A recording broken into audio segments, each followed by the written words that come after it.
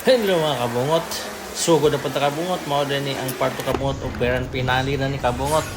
Mag-arin sa ta kabungot dire ato ning i-sit up ni kabungot kay pasta yung inita kabungot kung may aircon.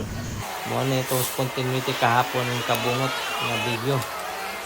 Kay ako ning gibutag din niya kabungot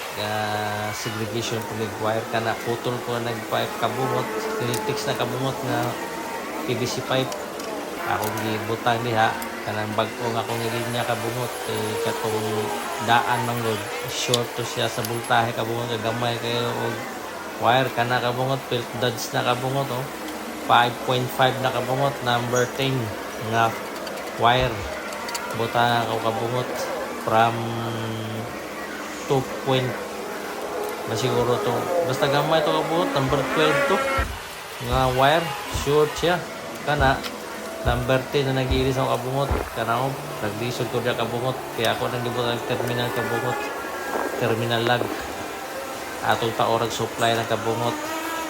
kanang ang supply gitawag ng kabungot dito na nagikan sa silong kabungot katong 40 amperes nga breaker nga ang wire ana number 10 na siya 5.5 THN Pilflex kana diha kabungot mao na kung di butangag din niya kabungot kana mao na siya supply dito na mao na sa aircon distansya ta kabungot kay masagit man ang kamera og diri na pud kabungot sa taas kuman na po spice ana akong gitistiran kabungot sakto kayo 220 di na gyud siya mag short og supply to taas kabungot tao din ako ng cover da kabungot kay butangan ako og number kay ron pag butang og solar inshallah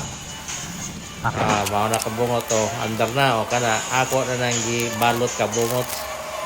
kay under naman mao ni akong insulator nga sa tawag ka na kabungot tape pak